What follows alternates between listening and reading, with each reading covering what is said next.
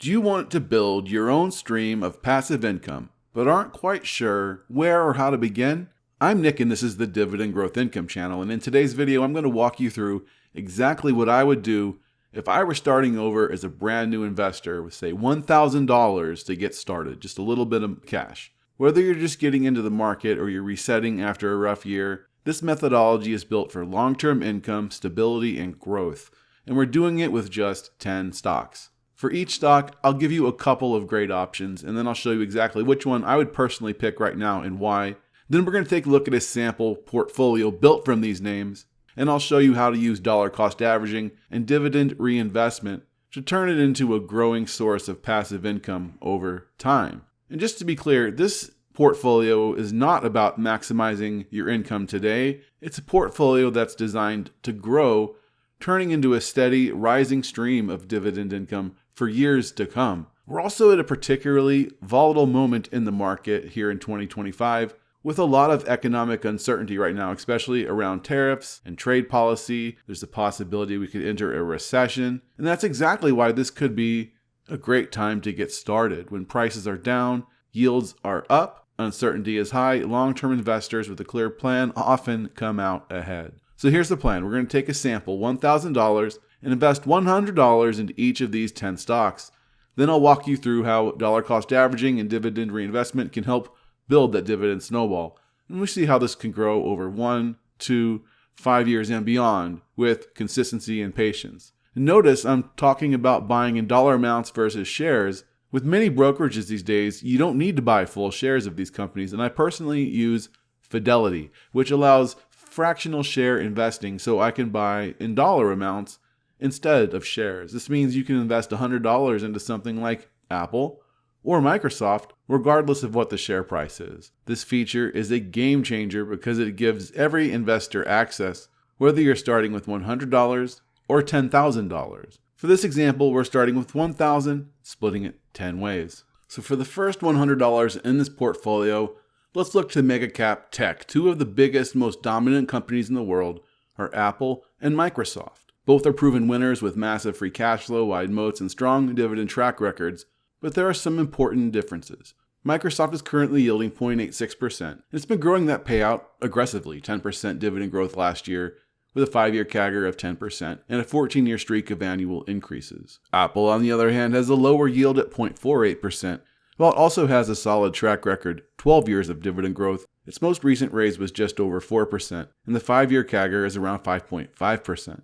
Both of their dividends are easily covered by earnings, and both companies are built to last, but if I had to choose between the two right now, I'm going to go with Microsoft. I think it might actually be slightly undervalued at current levels, and it gives you stronger dividend growth and a more aggressive payout policy. And one other option you could put in there is an S&P 500 index fund like VOO or SPLG amongst others. And these perform just like a dividend growth stock, growing at about 6% per year on average. But for this video, we're going to keep the focus on individual stocks. And for the second pick, let's put $100 into a stock from the communications sector. You've got a few different ways you could go here. You have Google, ticker GOOGL, and Meta, formerly Facebook, ticker META, as growth leaders, both dominant digital advertising businesses, both with growing revenue and cash flow. Again, neither stock is a huge dividend payer today. Google's yields around 0.5%. Meta's is even smaller. Both of these companies have tons of free cash flow, and if you're focused on future dividend growth, I could see either of these companies or both of them becoming major payout machines over time. On the flip side of that, if you're looking for higher income right now, Verizon, ticker VZ, is another option. Verizon offers a much higher yield, bounces between 6 and 7%, with very little dividend growth. It's more of a get paid today kind of play rather than a long-term dividend growth engine. So my strategy would be leaning towards Google here, and I think it's priced nice right now. And I want to build a portfolio that grows and compounds over time, not really one that maximizes income today. I want the entire picture with total growth, and I believe Google gives me my best shot at that. But there's absolutely merit in a few higher yield positions. If the low yield from Google doesn't cut it for you personally, this could be a great place to add in something like a Verizon to balance the overall portfolio. For our third pick, we're going to put $100 into a stock from the financial sector. Here you have a few excellent options. You have Visa and MasterCard, ticker V and MA respectively. two of the best businesses on the planet when it comes to scalability and profitability. They're not traditional banks, they're payment networks. They don't carry credit risk the way lenders do. Visa currently yields about 0.75%, and MasterCard is even slightly lower, but the dividend growth from both companies has been outstanding, compounding at double-digit rates for years. If you want a more current yield and traditional financial exposure, then JP Morgan Chase, ticker JPM, is a fantastic alternative. JPM yields closer to 2.5% today. It's one of the most dominant banks in the world, and with a fortress balance sheet and a strong dividend history. Now, my personal lean here is going to go towards Visa because it offers unstoppable global tailwinds, elite margins, and some of the best dividend growth prospects in the financial world. But if you prefer a higher yield and a more traditional financial stock, JP Morgan is an outstanding option as well. If you're following these picks so far, you'll notice we've focused more on dividend growth and total return rather than high current income. And that is intentional. These first few stocks are designed to lay a strong foundation. But don't worry, as we move into these next picks, you're going to see a lot more current income, a little more yield get added into the mix. For our fourth pick, we're going to put $100 into a stock from the consumer staples sector. Here we're looking for stability, resilience, reliable, growing dividend income, and you really can't go wrong with any of these picks. You have Coca-Cola, ticker KO, and Pepsi, ticker PEP. Two of the most iconic consumer brands in the world. Both have decades of dividend growth, strong pricing power, and business models that perform well even during recessions. Coca-Cola is typically seen as a little more defensive, while Pepsi offers diversification with its massive snack food empire alongside its beverage business. Then you have Procter & Gamble, ticker PG. This is another absolute powerhouse. They own brands like Tide, Pampers, Gillette, and Crest. It's a dividend king with a rock-solid payout history. So all three fantastic options. If you're making me pick today, I'm going to lean towards PepsiCo. Right now, Pepsi's trading closer to a fair value compared to Coke and Procter & Gamble, and you get great exposure to both snacks and beverages. You got a higher starting yield and stronger dividend growth. And this is a great place, like I mentioned, to prioritize stability and income. No matter which one you choose, you're doing fine. For our fifth pick, we're going to put $100 into a stock from the consumer discretionary sector. Here, to me, it's a decision between two iconic global brands. Starbucks, ticker SBUX, and McDonald's, ticker MCD. McDonald's is the dividend powerhouse, almost a dividend king with over 48 years of consecutive dividend growth. It's extremely recession resistant, huge pricing power, and a reliable, mature business model. You're getting steady growth with a starting yield around 2.5%. Starbucks, on the other hand, is earlier in its dividend growth story. It offers a little slightly better yield right now, about 2.8%, approaching at 3%, and it has a stronger dividend growth rate as well. I think it also has bigger international expansion potential. So today I'm going to personally lean towards Starbucks. The company does have some issues coming up. I'll have a video coming out, look into that a little closer. But its valuation is much more attractive after its recent pullback. I think it offers better long-term return potential here, especially for a younger portfolio looking to maximize growth while still collecting that growing dividend. That said, McDonald's is an absolute fortress and could be the safer pick if you prioritize pure stability over upside. For stock number 6, we're going to put $100 into a retailer. Retailer gives us access to everyday consumer spending. Even in tough economies, people have to buy the essentials, fix their homes, and feed their families. Here we got three strong but different choices. We have Kroger, ticker KR. It's been quietly building a fantastic dividend story. Over the past 5 years, Kroger has delivered an impressive 15.1% dividend growth rate. I think this is highly an underrated dividend stock. The downside today for Kroger, however, is valuation. I think it looks overvalued right now compared to historical averages. Home Depot, ticker HD, is another option. It's a powerhouse in home improvement retail. It has a 10.2% 5-year dividend growth rate, although its recent raises have been more modest. Valuation-wise, it's more reasonable today, and it boasts strong margins and massive customer loyalty. And finally, we have Costco, ticker COST, one of the most beloved retailers in the world. They have a 12% dividend growth rate over the last 5 years, but a much lower yield compared to these other players, hovering around 0.6 to 0.7%. Now, if I had to pick today out of that list, I'm going to lean towards Home Depot because you're getting a fair valuation, strong brand loyalty, solid yield relative to its peers, and a business model that holds up well even when the economy wobbles. You're always going to need to fix your house when things go wrong. And if I wanted to play it more defensive and it wasn't as overvalued, I'd probably pick Kroger. I think it's a highly underrated stock, as I mentioned, and I, in fact, personally own both Kroger and Home Depot in a portfolio that I'm running here on the channel, the Dividend Growth Income portfolio. Now, basically, all three of these are excellent companies, so depending on your strategy, Kroger's a dividend growth machine, a nice pick. Costco, you got that pure quality play for investors willing to pay a premium, low yield, high growth. Then Home Depot balances out yield and growth in a way that I think fits this portfolio perfectly. For our seventh pick, we're going to put $100 into a stock from the healthcare sector. Healthcare is a critical part of any long-term dividend portfolio, in my opinion. It's defensive, it's essential, and often recession resistant. Here is a choice between Johnson & Johnson, ticker J&J, or AbbVie, ticker ABBV. So Johnson & Johnson, you're talking about one of the most stable companies you could own. It's a dividend king, over 60 consecutive years of dividend raises. It has a diversified revenue streams across pharmaceuticals, medical devices, and while its growth isn't explosive, it is extremely reliable. Valuation today also looks attractive compared to where it's traded historically. AbbVie, on the other hand, offers a little more upside, maybe a little more risk. AbbVie has delivered huge returns over the past decade, but it is dealing with patent cliffs around its blockbuster drug, Humira. Management has diversified aggressively with accusations like Allegrin, and dividend growth has been pretty strong. But there's a little more execution risk compared to, say, a J&J. So if I had to pick today, I'm going to lean towards Johnson & Johnson.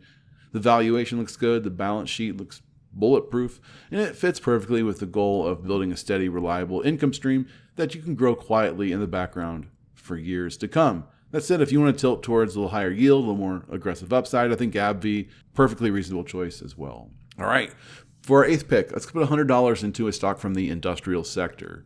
These are the backbone of the economy. They build, they move, they manage the physical world that we live in. And here, I got three strong candidates for you. I got Caterpillar, ticker CAT. You got Waste Management, ticker WM, and Union Pacific, ticker UNP.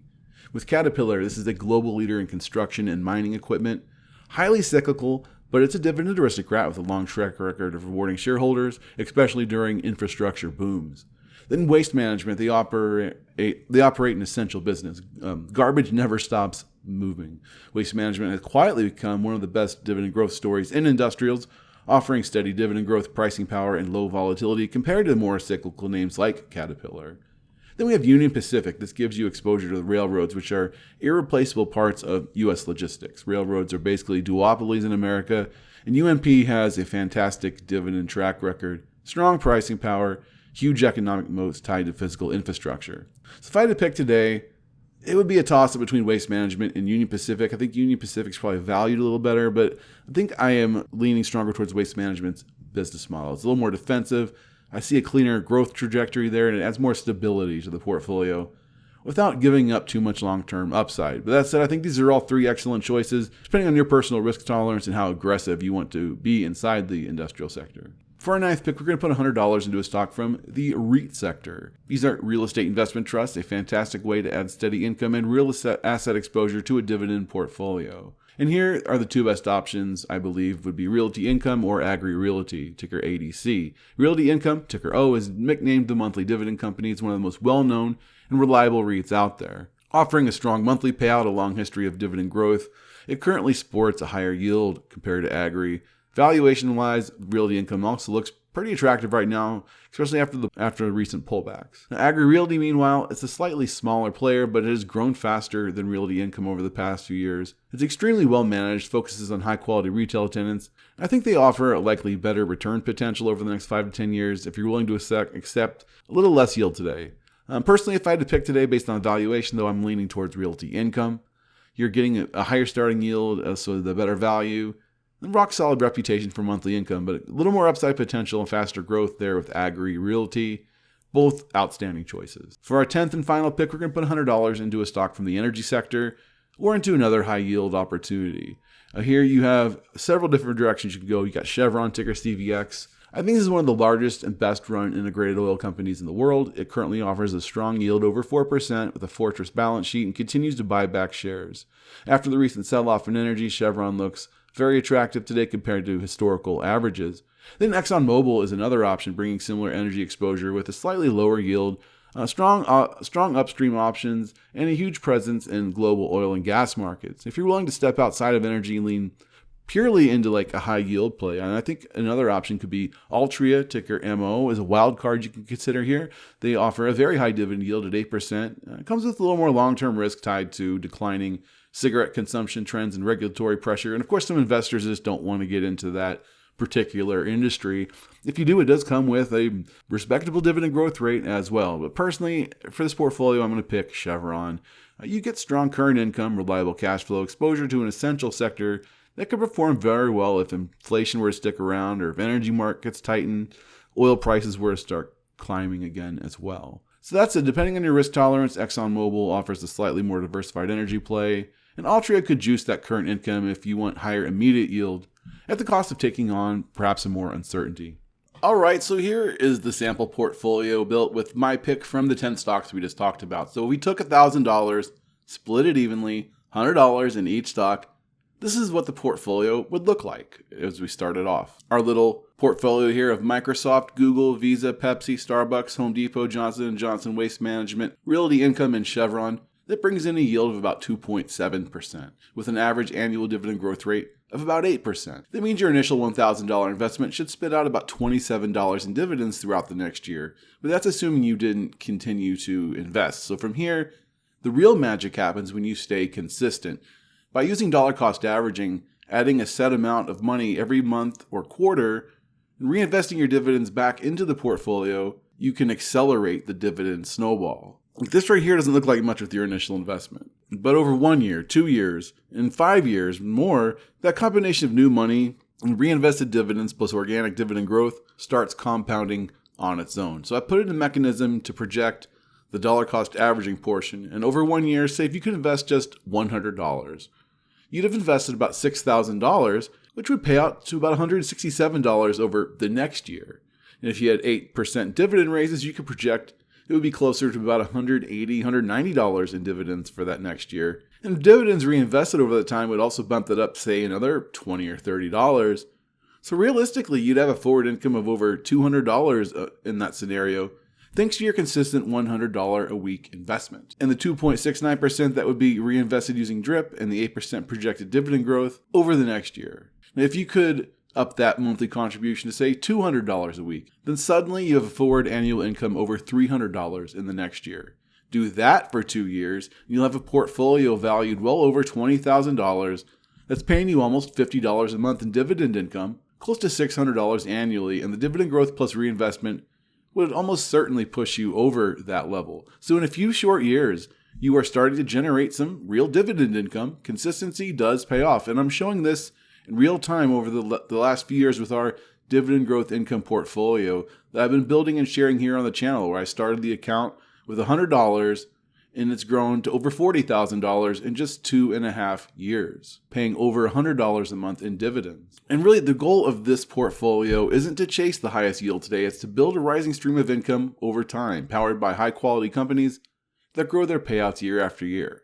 But with that said, I did create a sort of alternate portfolio with some of the higher yield but slower growth picks. So say you went with a mix of Microsoft, Verizon, JP Morgan, Pepsi, McDonald's, Kroger, AbbVie, and Union Pacific, Agri Realty, and Altria Group, you could have a portfolio that yields a nice 3.41% while still maintaining a respectable dividend growth rate of 7%. That's a slight trade-off in dividend growth for more income to reinvest now. So this is also a viable starter portfolio, in my opinion. So if you got value from this video, I would like you to please hit the like button, subscribe to the channel, and drop a comment letting me know what 2 stocks from this list would you pick first if you were going to start buying today. You know, another really solid way to approach this, if you don't want to be picking individual stocks, is to simply invest in a high quality dividend ETF like SCHD. SCHD gives you exposure to many of the same kinds of companies we just talked about: dividend growers, industry leaders, long-term income generators, but in a single, easy-to-manage fund. If you want to learn more about why I'm personally buying SCHD right now, check out the full breakdown video right here. Thanks for watching, and as always, keep investing.